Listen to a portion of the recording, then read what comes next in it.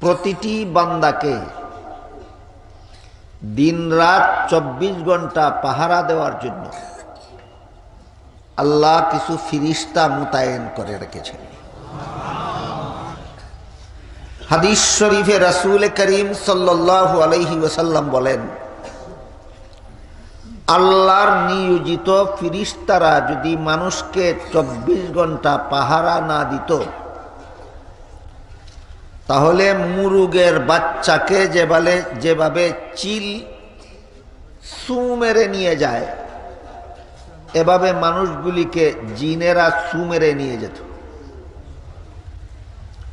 তাহলে দিন রাত 24 ঘন্টা আমাদেরকে যে জিনেরা মুরুগের বাচ্চার মতো নিয়ে যেতে না পারে, এইরকম নিরাপদ অবস্থায় যে আমরা বিচরণ করি, কার পাহারাদারিতে?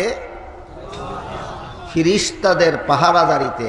এই সমস্ত পাহারাদার ফিরিস্তাকে আল্লাহ মোতায়েন করে দিয়েছে। মুফাসসিরিন কেরাম তাফসীরের কিতাবে লিখেছেন, প্রত্যেকটা মানুষকে 24 ঘন্টা পাহারা দেওয়ার জন্য আল্লাহ 20 জন করে ফিরিস্তা মোতায়েন করেছে। এক একজন মানুষকে দিন রাত 24 ঘন্টা কতজন ফিরিস্তা পাহারা দেন? 20 জন ফিরিস্তা। এই সমস্ত ফিরিস্তাদের বিভিন্ন ফিরিস্তারা বিভিন্নভাবে দায়িত্ব পালন করেন পাহারাদারির। এর মধ্যে প্রতিটি মানুষের আগে থাকেন একজন ফিরিস্তা, পিছনে থাকেন একজন ফিরিস্তা। আগে পিছে 2 ফিরিস্তা 3 রকমের হামলার থেকে মানুষটাকে হেফাজত করে রাখে।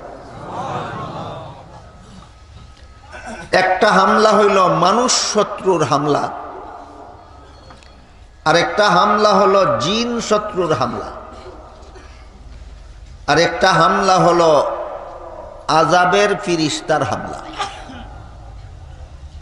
জিন শত্রুর হামলার থেকে, মানুষ শত্রুর হামলার থেকে, আযাবের ফিরিস্তার হামলার থেকে প্রতিটি মানুষকে তার আগে পিছে নিয়োজিত 2 জন ফিরিস্তা হেফাজত করে থাকেন। যদি কারো মনে প্রশ্ন জাগে, তাহলে আমরা মাঝে মধ্যে কোনোদিন মানুষ শত্রুর হামলার শিকারে পরিণত হই কেন? আমরা মাঝে মধ্যে জিন শত্রুর হামলার শিকারে পরিণত হই কেন? প্রশ্নের জবাবে আল্লাহ আলোচ্য আয়াতে নিজেই বলেন, বিআমরিল্লাহ, তারা মানুষকে হেফাজত করেন আল্লাহর হুকুমে। আল্লাহ যতক্ষণ পর্যন্ত হুকুম করেন হেফাজত করো, ততক্ষণ পর্যন্ত হেফাজত করেন। আল্লাহ যখন বলেন কিছুক্ষণের জন্য হেফাজত বন্ধ করো, তখন ফিরিস্তা অতি অল্প সময়ের জন্য হেফাজত বন্ধ করেন। এই সুযোগে তার উপর 3 রকমের হামলা হয়। প্রশ্ন জাগতে পারে, হেফাজতের জন্য যদি পাহারাদার ফিরিস্তাই দিলেন, তাহলে মাঝে মধ্যে কিছু সময়ের জন্য হেফাজত বন্ধ করে আমাদেরকে বিপদে আক্রান্ত করেন কেন? তার জবাব লেখেন মুফাসসিরিন কেরাম, শিক্ষা গ্রহণের জন্য।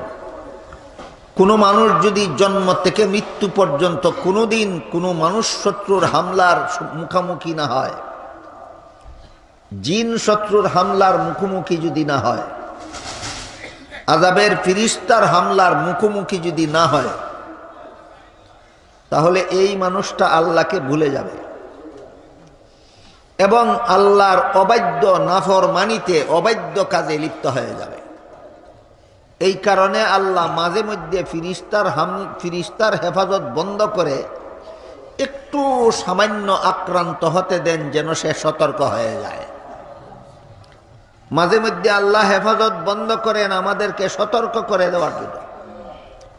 আর না হলে মানুষ বেপরোয়াভাবে আল্লাহর নাফরমানিতে লিপ্ত হয়ে যাবে।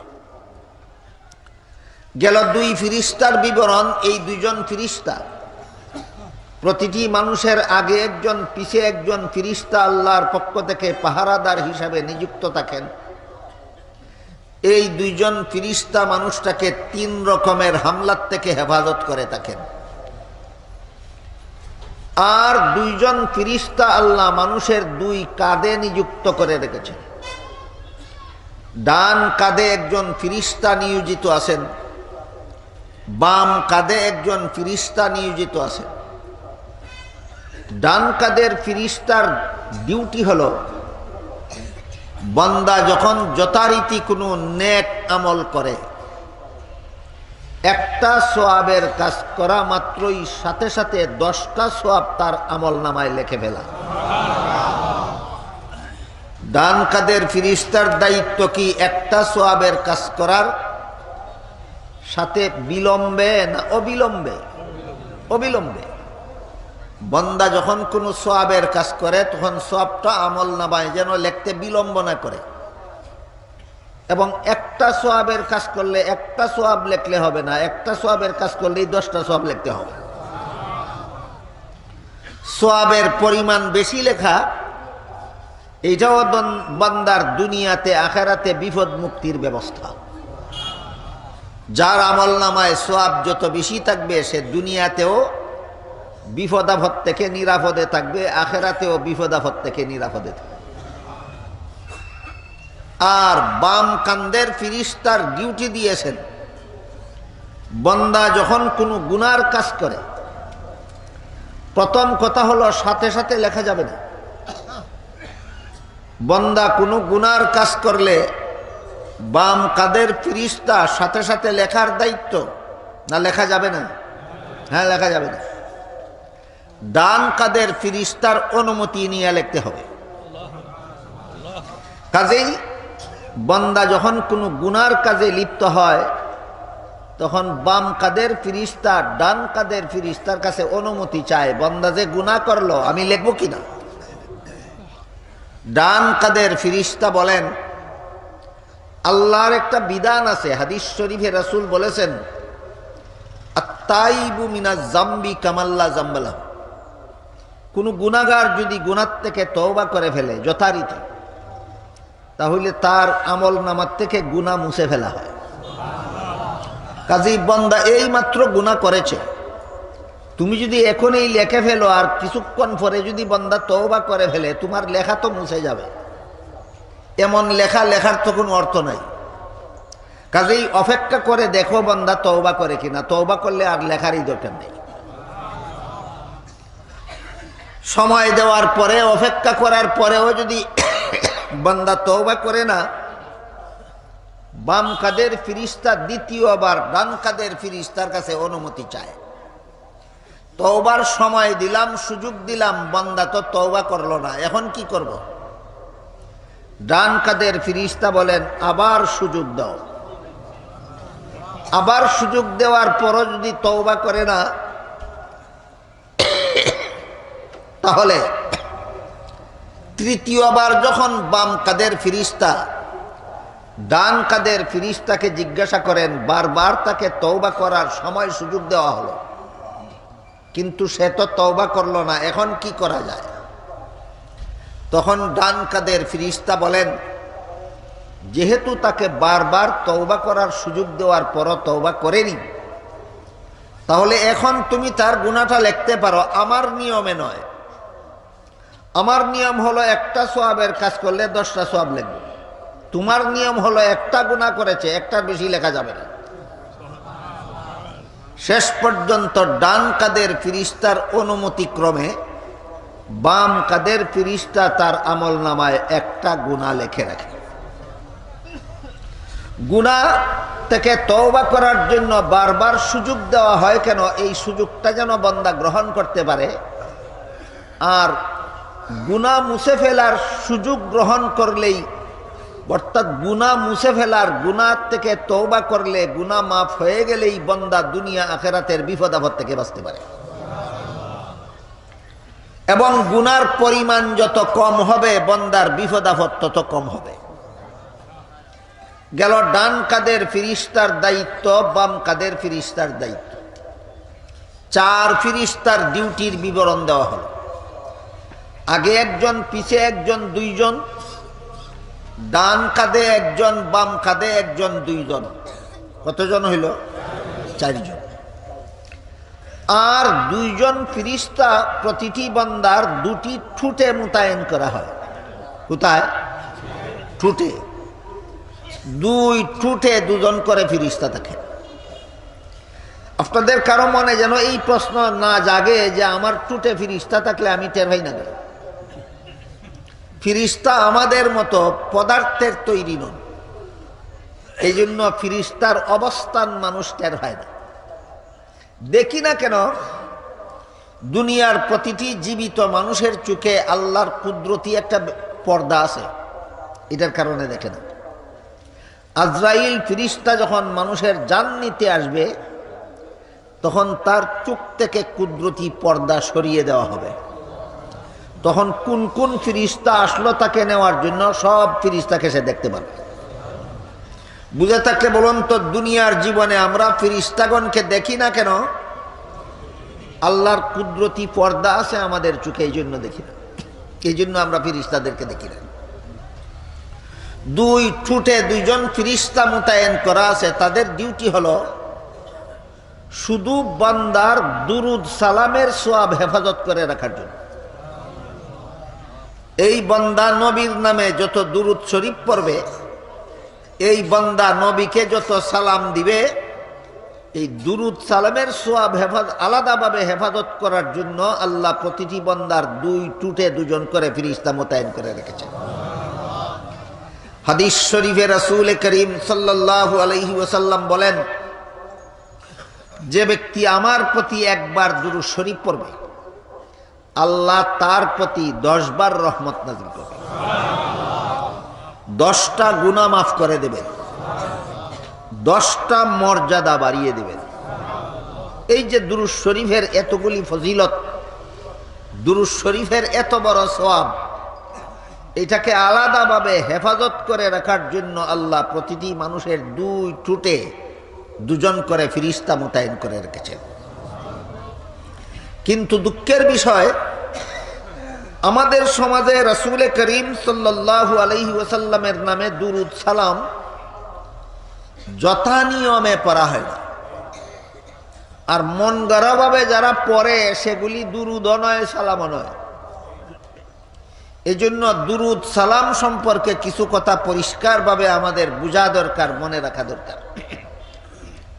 আল্লাহ পবিত্র কোরআনের এক আয়াতে বলেন, ইন্নাল্লাহা ওয়া মালাইকাতাহু ইউসাল্লুনা আলান নবী ইয়া আইয়ুহাল্লাযীনা আমানু সাল্লু আলাইহি ওয়া সাল্লিমু তাসলিমা। এর অর্থটা কঠিন নয়, সহজ, কিন্তু মনোযোগে না শুনলে আর স্মরণ রাখার চেষ্টা না করলে মনে থাকবে না।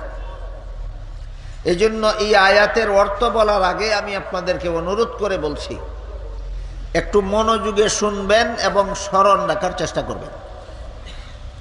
আল্লাহ পাক রব্বুল আলামিন আয়াতে বলেন, ইন্নাল্লাহা ওয়া মালাইকাতাহু ইউসাল্লুনা আলান নবী। নিশ্চয়ই আল্লাহ পাক রব্বুল আলামিন নবীর প্রতি সালাত পাঠান। কি পাঠান? এই কথাটা মনে রাখেন। নিশ্চয়ই আল্লাহ নবীর প্রতি সালাত পাঠান এবং ফিরিস্তারাও নবীর প্রতি সালাত পাঠায়। হে মুমিন মুসলমানেরা, তোমরাও নবীর প্রতি সালাত পাঠাও। কত পক্ষের সালাত? 3 পক্ষের।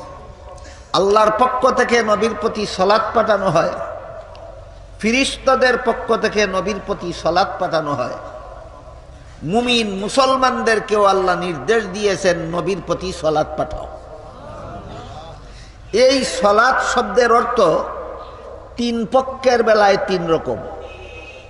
আল্লাহ সালাত পাঠান কথার এক অর্থ, ফিরিস্তা সালাত পাঠায় কথার আরেক অর্থ, মুমিনরা তোমরা সালাত পাঠাও কথার আরেক অর্থ। বলুন, 3 বেলায় সালাতের অর্থ 3 অর্থ। এই জন্য বলেছিলাম মনোযোগে শুনতে হবে এবং স্মরণ রাখতে হবে। আল্লাহ নবীর প্রতি সালাত পাঠান এর অর্থ হলো আল্লাহ নবীর প্রতি সদা সর্বদা রহমত নাজিল করে থাকেন।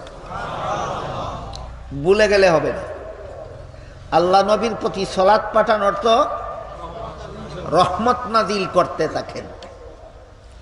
ফিরিস্তারা নবীর প্রতি সালাত পাঠান অর্থ কি রহমত নাজিল করে? ফিরিস্তা কি রহমত নাজিলের মালিক? কাজেই রহমত নাজিল করার অর্থ ফিরিস্তার বেলায় আনফিট, ফিরিস্তার বেলায় আনফিট। তাহলে ফিরিস্তারা নবীর প্রতি সালাত পাঠায় কথার অর্থ মুফাসসিরিনে লেখেন ফিরিস্তারা নবীর প্রতি সালাত পাঠায় অর্থ হইল নবীর জন্য মাগফিরাতের দোয়া করে।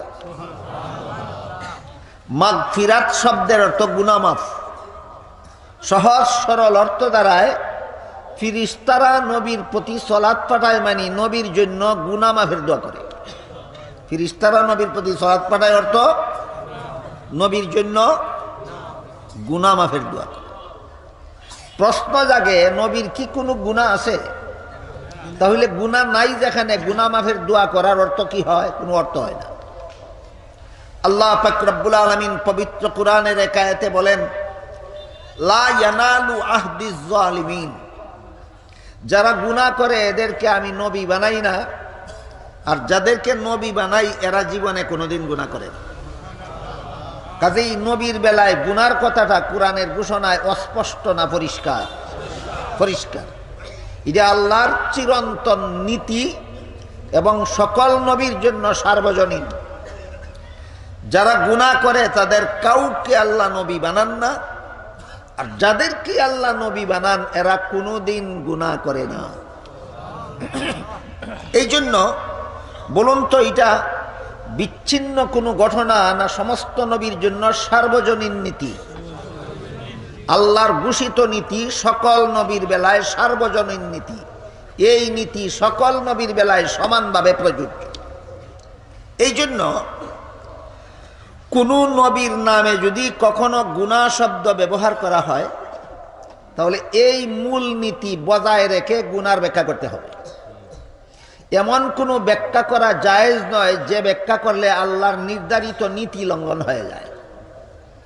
এই জন্য আহলে সুন্নাত ওয়াল জামাতের আদর্শ মতে কোরআনে অথবা হাদিসে কোথাও যদি কোনো নবীর নামে গুনাহ শব্দ পাওয়া যায় তাহলে এই গুনার এমন ব্যাখ্যা করতে হবে যে ব্যাখ্যার দ্বারা আল্লাহর মূল নীতি লঙ্ঘন না হয়। এটা আহলে সুন্নাত ওয়াল জামাতের আদর্শ। এই জন্য আহলে সুন্নাত ওয়াল জামাতের সমস্ত মুফাসসিরগণ নবীর বেলায় গুনাহ শব্দ প্রয়োগ হলেই এটা মূল অর্থে ব্যবহার করেন না, রূপক অর্থে ব্যবহার করেন। তখন ওই মূল নীতি লঙ্ঘন হয় না, মূল নীতি ঠিক থাকে। এই মূল অর্থ আর রূপক অর্থের পার্থক্য বোঝার জন্য আমি আপনাদেরকে একটি উদাহরণ দিচ্ছি। দেখুন, কোনো বাবা তার ছেলেকে বলল তুমি প্রতিদিন লেখাপড়ার সময় খেলাধুলা করতে চলে যাও, একদিনও পড়া শিখো না। আজকে যদি পড়ার সময় খেলতে যাও আর আজকে যদি পড়া না শিখো তাহলে আজকে তোমাকে জবাই করে ফেলবে। এরকম দমক দেয় কিনা কোনো বাবা তার সন্তানকে? বুঝা থাকতে বলুন তো, জবাই শব্দের মূল অর্থ কি? ধারালু অস্ত্র দিয়ে গলা কেটে ফেলা, এর নাম জবাই। জবাইয়ের অর্থই ধারালু অস্ত্র দিয়ে গলা কেটে ফেলা। এদিনও যদি ছেলেটা লেখাপড়া না করে খেলাধুলায় চলে যায়, সত্যই কি বাবা ধারালু অস্ত্র দিয়ে ছেলের গলা কেটে ফেলে? তাহলে জবাই কোন অর্থে বলেছিল? মূল অর্থে না রূপক অর্থে? এই হইল মূল অর্থ, আর রূপক অর্থের বেশ কম। যদি বিচ্ছিন্ন কোনো ঘটনাকে কেন্দ্র করে আল্লাহ কোনো নবীর বেলায় গুনাহ শব্দ ব্যবহার করেন, আহলে সুন্নাত ওয়াল জামাতের আদর্শ মতে ওই মূল নীতি ঠিক রেখে ব্যাখ্যা করতে হবে। গুনাহ শব্দকে মূল অর্থে ব্যবহার করা যাবে না, রূপক অর্থে ব্যবহার করতে হবে। এর একটা উদাহরণ, পরিষ্কার একটা উদাহরণ শুনুন। হাসরের মাঠে বিভিন্ন নবীগণকে হাসরের মাঠের সমস্ত লোকেরা অনুরোধ করবে যে আল্লাহর কাছে সুপারিশ করে দিন, আমাদের যারা জান্নাতে যাওয়ার যাবে, যারা জাহান্নামে যাওয়ার যাবে, কিন্তু হিসাব নিকাশের কাজটা যেন আল্লাহ সমাধা করে দেন। নবীগণের কাছে সুপারিশ চাইবে হাসরের মাঠের মানুষেরা। তারা সবাই বলবেন আমাদের সাহস নাই। আজকে যদি আমরা তোমাদের হিসাব নিকাশ শুরু করার জন্য আল্লাহর দরবারে সুপারিশ করতে যাই, আর আল্লাহ যদি আমাদের কোনো ত্রুটি বিচ্যুতি সম্পর্কে প্রশ্ন করে বসেন যে এ তোমার ব্যাপারে আগে জবাব দাও, তাহলে তো তোমাদের পক্ষে সুপারিশ করতে গিয়ে নিজে নিজে ধরা খাইলাম। এই জন্য এই দুঃসাহস আমাদের নেই। সর্বশেষে এই জবাবটা দিবেন হযরত ঈসা আলাইহিস সালাম। ঈসা আলাইহিস সালাম বলবেন, আমি যদি তোমাদের হিসাব নিকাশ শুরু করার জন্য আল্লাহর দরবারে সুপারিশ করতে যাই, আর আল্লাহ যদি আমাকে জিজ্ঞাসা করেন, ও ঈসা, জগৎবাসী মানুষের হিসাব নিকাশ শুরু করার জন্য সুপারিশ করবা পরে, আগে বলো তোমার উম্মত খ্রিস্টানেরা তুমি দুনিয়ার থেকে বিদায় হওয়ার পরে তোমাকে খুদার পুত্র সাজাইয়া পূজা করলো কেন? আপনারা শুনেননি কোনোদিন? ঈসা আলাইহিস সালাম দুনিয়ার থেকে বিদায় হওয়ার পরে ঈসা আলাইহিস সালামের খ্রিস্টান উম্মতেরা ঈসা নবীকে খুদার পুত্র সাজাইছে, পুত্র সাজাইয়া আল্লাহর ইবাদত ছেড়ে দিয়ে ঈসা নবীর পূজায় লিপ্ত হয়েছে। তাই হাসরের মাঠে আল্লাহ, হাসরের মাঠে ঈসা আলাইহিস সালাম হাসরের মাঠের মানুষদেরকে বলবেন, তোমাদের হিসাব নিকাশ শুরু করার জন্য যদি আমি আল্লাহর দরবারে সুপারিশ করতে যাই, আল্লাহ যদি বলেন তাদের পক্ষে সুপারিশ পরে করো, আগে বলো তুমি বিদায় দুনিয়ার থেকে বিদায় হওয়ার পরে তোমার উম্মতে তোমার পূজা করলো কেন, তখন আমি জবাব দিতে পারবো না। তাই আমি মনে করি আমি দুনিয়ার থেকে বিদায় হওয়ার পরে আমার উম্মতে আমার পূজা করলো কেন, আমি মনে করি এটা আমার ওই গুনাহ। আমি মনে করি এটা আমার ওই গুনাহ। এই যে একটা গুনাহ শব্দ আসলো, আপনারা কি মনে করেন এটা মূল অর্থে না রূপ করতে? রূপ করতে, এখানে রূপ করতে বলতে কি বুঝায় বুঝাবার জন্য একটি উদাহরণ দিচ্ছি, শুনুন। শ্বশুর জামাতা একসাথে বাসে উঠল, বাস হঠাৎ করে এমন কড়া ব্রেক চাপলো, জামাতা হুমড়িকে শ্বশুরের উপর পড়ে গেল এবং জামাতার পা লেগে গেল শ্বশুরের গায়ে। অসম্ভব না? হতেও পারে, হতেও পারে। এই কারণে যদি শ্বশুর আপনাদের কারো কাছে জামাতার বিরুদ্ধে বিচার দেয় যে আমার জামাতা হইয়া আমার গায়ে পা লাগাইলো কেন, বিচার করে দাও, কি শাস্তি দিবেন? কি শাস্তি দিবেন? শাস্তিযোগ্য অপরাধ ইচ্ছাকৃত করেছে, কাজে এটা শাস্তিযোগ্য অপরাধ নয়, এর কোনো বিচার নাই। কিন্তু জামাতা যদি শ্বশুরের প্রতি পূর্ণ শ্রদ্ধাশীল হয়, তাহলে দুই হাত জোর করে মাথা নুইয়ে বলবে, আব্বাজান জঘন্যতম অপরাধ করেছি, মাফ করে দিন। সত্যই অপরাধ ছিল না নিরপরাধকে অপরাধ গণ্য করে নিল? এই গণ্য করার নাম রূপক অর্থ, গণ্য করার নাম রূপক অর্থ। এবার বলুন তো, নবী দুনিয়ার থেকে বিদায় হওয়ার পরে যদি উম্মতে নবীর পূজা করে, এই জন্য নবী কতটুকু দায়ী? মুঠেও দায়ী না। কিন্তু হাসরের মাঠে ঈসা নবী বলবেন, আমি দুনিয়ার থেকে বিদায় হওয়ার পরে আমার উম্মতে কেন আমার পূজা করলো? আল্লাহর চূড়ান্ত মর্যাদা রক্ষার্থে, আল্লাহর প্রতি চূড়ান্ত বিনয় প্রকাশার্থে আমি মনে করি আমার উম্মতের গুনাই আমার গুনাহ। এটা কি মূল অর্থে গুনাহ না রূপ করতে? এই কথাগুলি যারা বুঝে না, এরা কোনো নবীর নামে গুনাহ শব্দ পাইলেই আল্লাহর নির্ধারিত সেই মূল নীতি লঙ্ঘন করে অপব্যাখ্যা করে থাকে।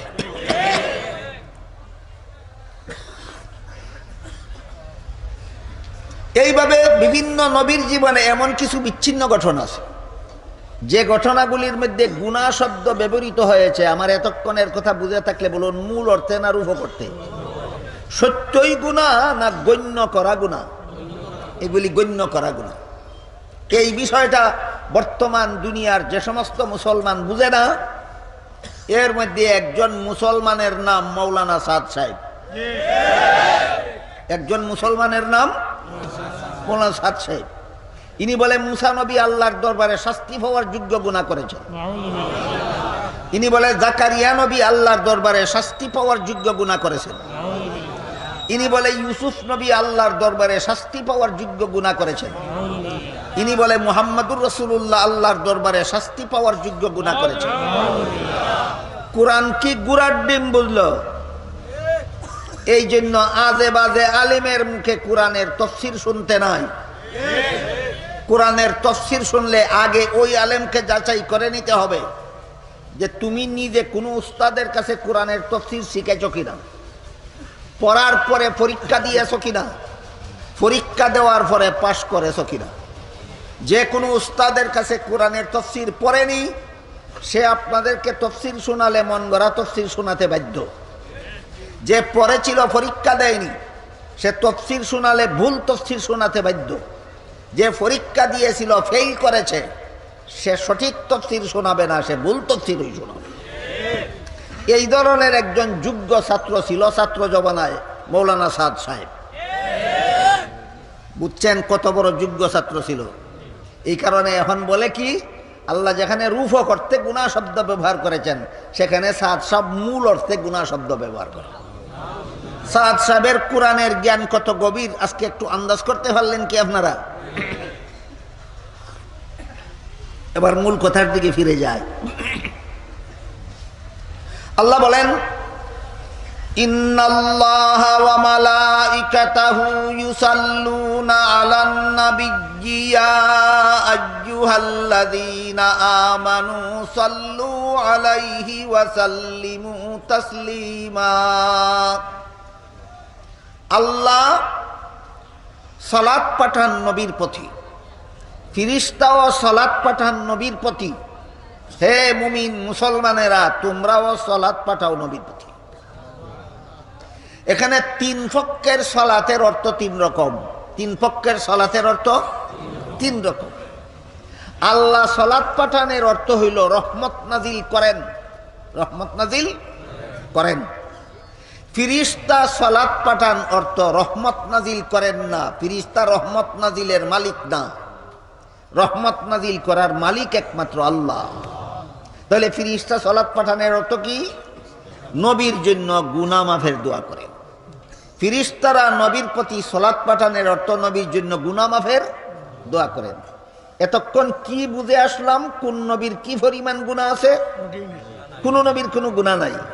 তাহলে ফিরিস্তারা নবীর প্রতি সালাত পাঠায় অর্থ যে গুনাহ মাফের দোয়া করে, এটা কেমনে হইল? জওয়াবে মুফাসসিরিন কেরাম লেখেন, নবীর গুনাহ মাফের না, এই নবীর খাতিরে এই নবীর উম্মতের গুনাহ মাফের দোয়া করে।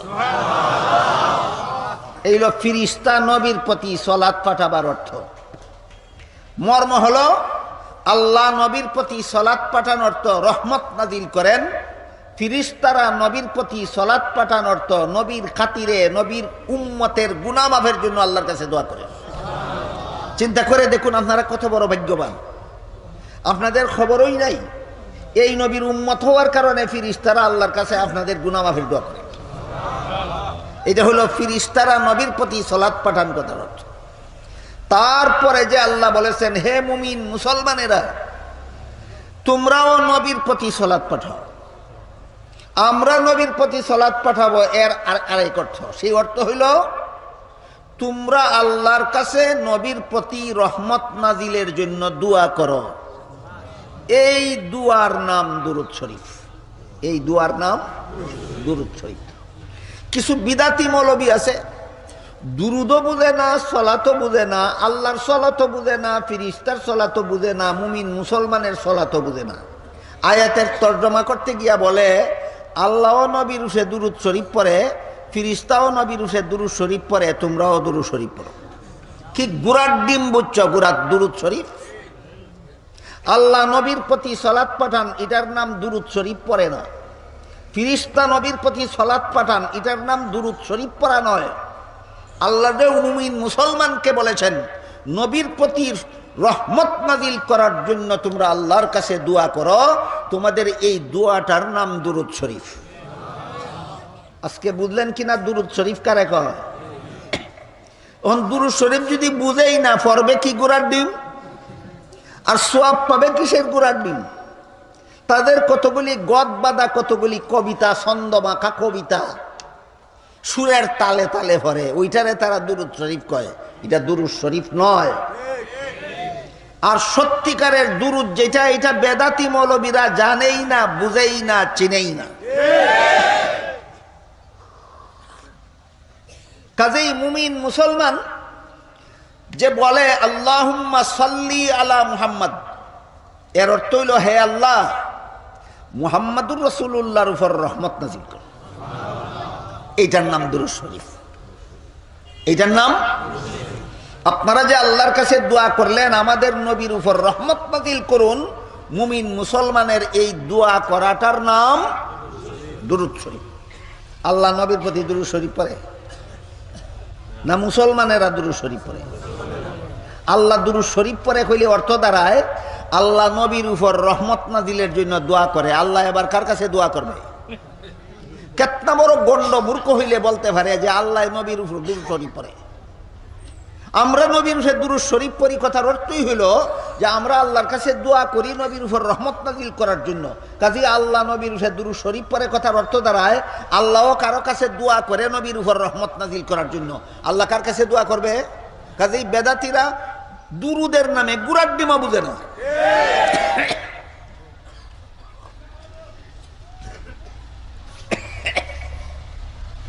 এই হইল দুরুদের হাকিকত। মুফাসসিরিন কেরাম তাফসীরের কিতাবে লিখেছেন আল্লাহ পাক রব্বুল আলামিন প্রতিটি মানুষের দুই টুটে, প্রসঙ্গ মনে আসে না, ভুলে গেলেন, প্রতিটি মানুষের দুই টুটে দুজন করে ফিরিস্তা মোতায়েন করেছেন শুধুমাত্র দুরূদ শরীফ পড়ার সওয়াবটা হেফাজত করে রাখার জন্য।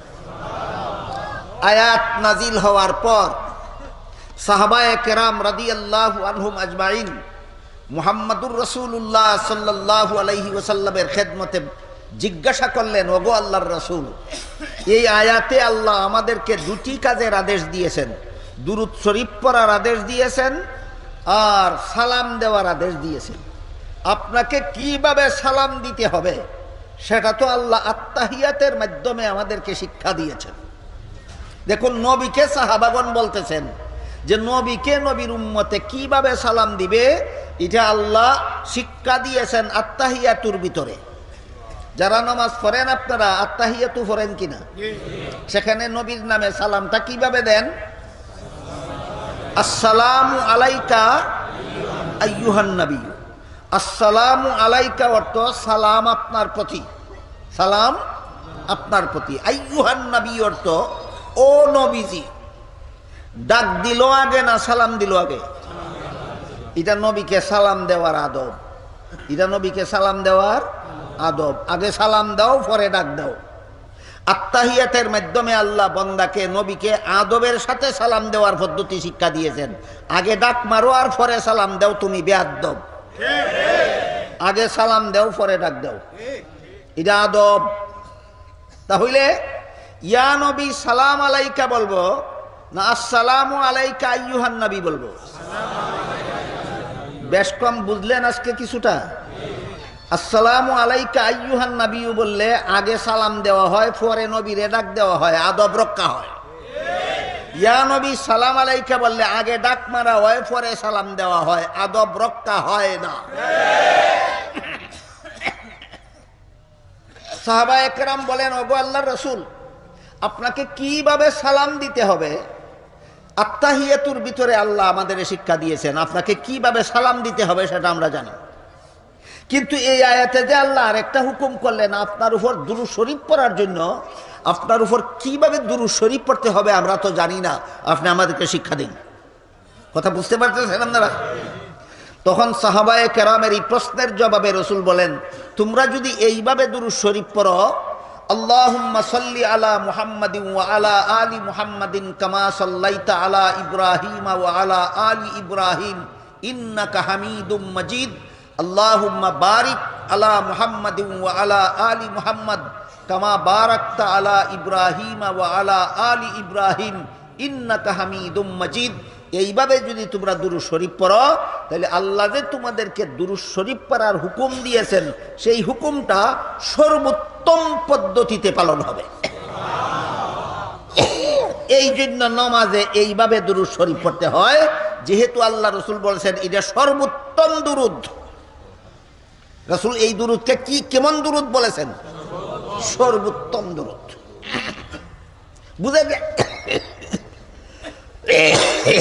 বুঝে থাকলে বলুন তো, আপনারা যারা 5 বেলা নামাজ পড়েন, আপনারা কি সর্বোত্তম দুরূদ পড়ার সুযোগ পান না পান না?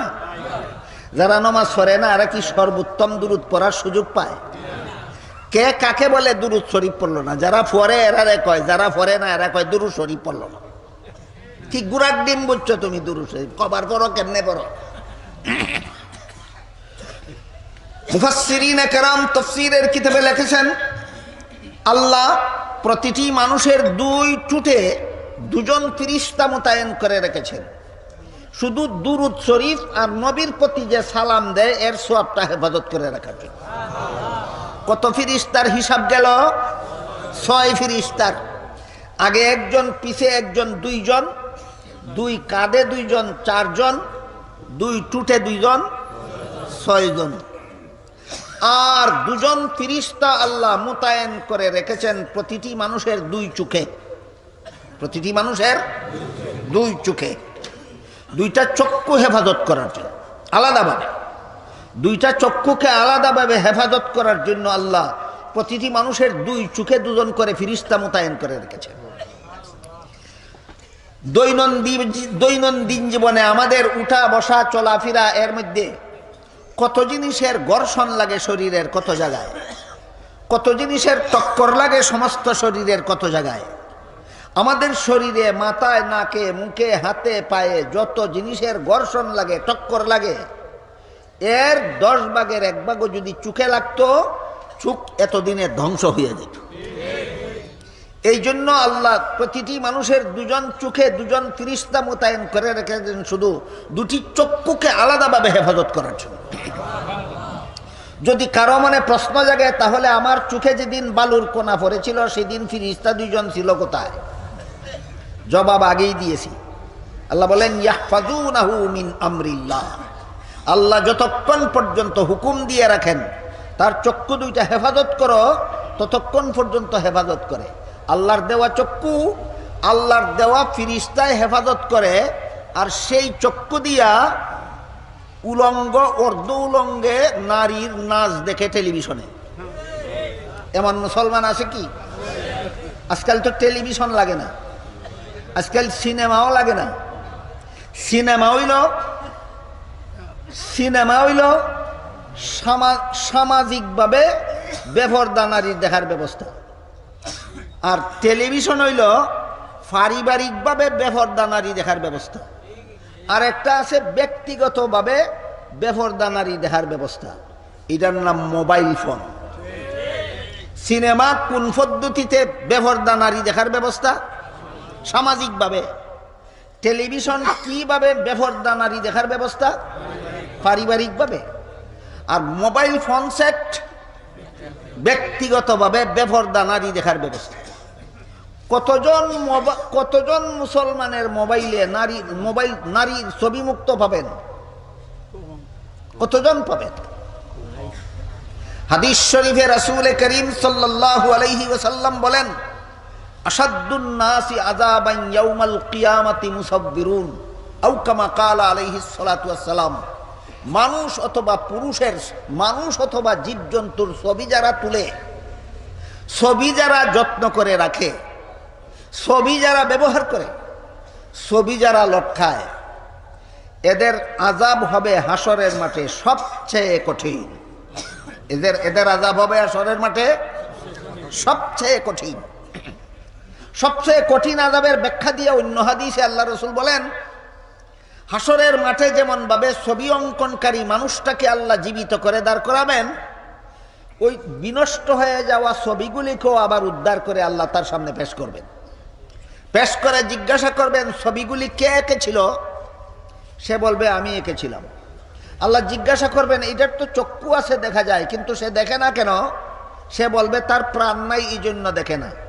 আল্লাহ জিজ্ঞাসা করবেন, তার তো মুখ আছে, দেখা যায়, কথা বলে না কেন? সে বলবে, তার প্রাণ নাই, এই জন্য কথা বলে না।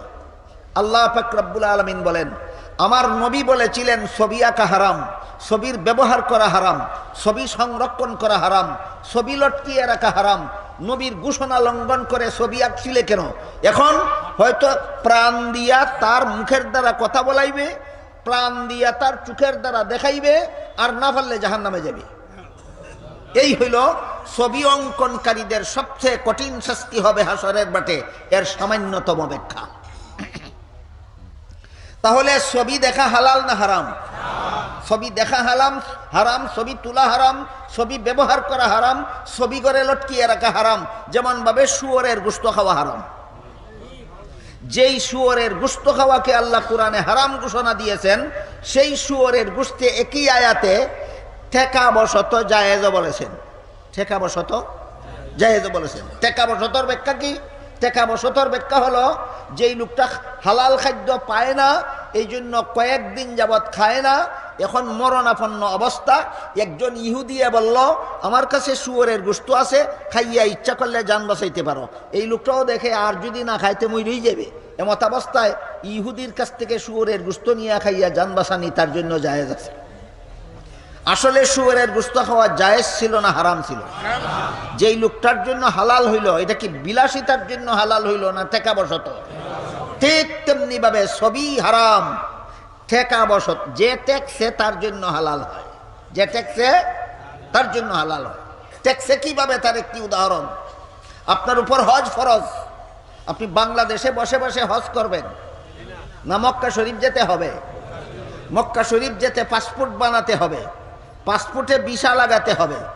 ছবি ছাড়া পাসপোর্ট দিবে সরকার? এই ছবি কি বিলাসিতার জন্য তুলেছেন না ঠেকাবশত? পাসপোর্টের ছবি হালাল, এটা বিলাসিতার ছবি নয়, এটা ঠেকাবশত ছবি। বুঝলেন কিনা ব্যাপারগুলি পরিষ্কার? বুঝলেন কিনা? এখন আমি যদি সিনেমায় গিয়া মানুষের মহিলাদের ছবি দেখি, আমি যদি টেলিভিশনের সামনে বসে মহিলাদের ছবি দেখি, আমি যদি আমার মোবাইল ফোন সেটে মহিলাদের ছবি দেখি, ঠেকাবশত না বিলাসিতা? আল্লাহর দেওয়া চক্ষু, আল্লাহর দেওয়া ফিরিস্তায় হেফাজত করে, এই চক্ষু দিয়া হারাম ছবি দেখি দিন রাত 24 ঘন্টা। এর মানে হলো আল্লাহর নিয়ামতের শুকরিয়া আদায় করতেছি না নাফরমানি করতেছি? এই নাফরমানির কারণে আল্লাহ মাঝে মধ্যে দুই চোখের দুজন ফিরিস্তাকে বলেন, এই ফিরিস্তা 1 সেকেন্ডের জন্য হেফাজত বন্ধ কর। 1 সেকেন্ডের জন্য দুই চোখের দুই ফিরিস্তা যখন হেফাজত বন্ধ করে, তখন তার চোখে দুলার কণা পড়ে, তখন তার চোখে পাথর কণা পড়ে, তখন তার চোখে কোনো কিছু পড়ে, সে আল্লাহ পাক রব্বুল আলামিন তাকে সতর্ক করার জন্য। আমাদের চোখে কোনো সময় কষ্টদায়ক কোনো কিছু পড়ে কেন? ফিরিস্তাদের হেফাজত আল্লাহ বন্ধ করে দেন, এই কারণে পড়ে। বন্ধ করে দেন কেন? আমরা যেন ইচ্ছা মতো ছবি দেখতে থাকি না, আমরা যেন সতর্ক হয়ে যাই। আমাদের সতর্ক হওয়ার জন্য আল্লাহ ব্যবস্থাটা করে। এই পর্যন্ত 8 জন ফিরিস্তার বিবরণ গেল। সামনে একজন, পিছে একজন, 2 জন, 2 কাঁধে 2 জন, 4 জন, 2 টুটে 2 জন, 6 জন, 2 চোখে 2 জন, 8 জন। আরেকজন ফিরিস্তা আল্লাহ প্রত্যেক মানুষের মুখের ভিতরে একজন করে ফিরিস্তা মোতায়েন করে রাখেন। এই ফিরিস্তার ডিউটি হলো, তুমি যখন ঘুমন্ত অবস্থায় থাকো, ঘুমন্ত অবস্থায় কোনো সময় কোনো মানুষ একটু হাঁ করে থাকে, কারো টুট একটু ফাঁকা হয়ে থাকে, কারো দাঁত একটু ফাঁকা হয়ে থাকে। ঘুমের কারণে তার খবরই নাই তার ঠুট যে ফাঁকা হয়ে আছে, ঘুমের কারণে তার খবরই নাই তার দাঁত যে ফাঁক হয়ে আছে, ঘুমের কারণে তার খবরই নাই সে হা করে আছে। এমত অবস্থায় ঘুমের মধ্যে অচেতন অবস্থায় যখন তোমার ঠোঁট ফাঁকা থাকে, দাঁত ফাঁকা থাকে, যখন তুমি হা করে থাকো, তখন যেন কোনো বিষাক্ত পোকামাকড় তোমার মুখের ভিতরে প্রবেশ করতে না পারে। তোমার মুখের ভিতরটা হেফাজত করার জন্য আল্লাহ প্রত্যেকটা মানুষের মুখের ভিতরে একজন করে ফিরিস্তা মোতায়েন করে রেখেছে। গেল কত ফিরিস্তার বিবরণ? 9 জন। আরেকজন করে ফিরিস্তা আল্লাহ মোতায়েন করে রেখেছেন প্রতিটি মানুষের কপালে, প্রতিটি মানুষের কপালে। এই ফিরিস্তার ডিউটি 2টা। এই ফিরিস্তার ডিউটি 2টা। 1 নম্বর ডিউটি হইল, মানুষটা যদি বিনয়ী হয়, অহংকারী না হয়, তাহলে আল্লাহর পক্ষ থেকে মানুষটাকে সমাজে মর্যাদাশালী করে দেওয়া। হাদিস শরীফে আল্লাহ রসুল বলেন, মান তাওয়াযা লিল্লাহ রাফাআহুল্লাহ। যেই ব্যক্তি আল্লাহর ওয়াস্তে বিনয়ী হয়, আল্লাহ তাকে মর্যাদাশালী বানান, ওই কপালের ফিরিস্তার মাধ্যমে তার মর্যাদাশালী হওয়ার ব্যবস্থা আল্লাহ করে দেন। গেল কপালের ফিরিস্তার এক ডিউটি। কপালের ফিরিস্তার আরেক ডিউটি হলো, কেউ যদি অহংকারী হয় তাহলে কপালের ফিরিস্তা আল্লাহর হুকুমে তাকে সমাজে অপদস্থ করে ছাড়ে। অহংকারীকে কপালের ফিরিস্তা তারা কি করে? অপদস্থ করে ছাড়ে। এইটা হলো কপালের ফিরিস্তার দ্বিতীয় ডিউটি। এখন কতজনের হিসাব গেল? 10 জন। সামনে একজন, পিছে একজন, 2 জন, 2 কাঁধে 2 জন, 4 জন, 2 টুটে 2 জন, 6 জন, 2 চোখে 2 জন, 8 জন, মুখের ভিতরে একজন, 9 জন, কপালে একজন, 10 জন। ফজরের সময় 10 জন ফিরিস্তা আসে, মাগরিবের সময় পর্যন্ত পাহারাদারি করে। মাগরিবের সময় দিনের 10 জন ফিরিস্তা, পাহারাদার ফিরিস্তা চলে যায়, নূতন আরো 10 জন আসে। সেই নূতন 10 জন ফজর পর্যন্ত তার এইভাবে বডিগার্ডের দায়িত্ব পালন করে থাকে। এই কথার সংক্ষিপ্ত বিবরণ দিয়ে আল্লাহ পাক রব্বুল আলামিন সূরা রাদের 11 নম্বর আয়াতে বলেন, লাহু মুআক্কিবাতুম মিন বাইনি ইয়াদাইহি ওয়া মিন খালফিহি ইয়াহফাজুনাহু মিন আমরিল্লাহ। আল্লাহর পক্ষ থেকে নিয়োজিত এই সমস্ত ফিরিস্তাগণ দিনরাত 24 ঘন্টা প্রতিটি মানুষকে 20 জন করে ফিরিস্তা বডিগার্ডের দায়িত্ব পালন করে থাকে, শুধু তার নিরাপত্তার জন্য, তার বিপদ আপদ থেকে নিরাপদে থাকার জন্য। এরপরেও কি মানুষ এর শুকরিয়া আদায় করে? শুকরিয়া আদায় করে না। শুকরিয়া আদায় না করার কারণে মানুষ অকৃতজ্ঞ হওয়ার কারণে, আল্লাহর দরবারের না শুকুর হওয়ার কারণে, আল্লাহর দরবারের বেশুকুর হওয়ার কারণে দুনিয়াতে আখিরাতে মানুষ বিপদগ্রস্ত হয়।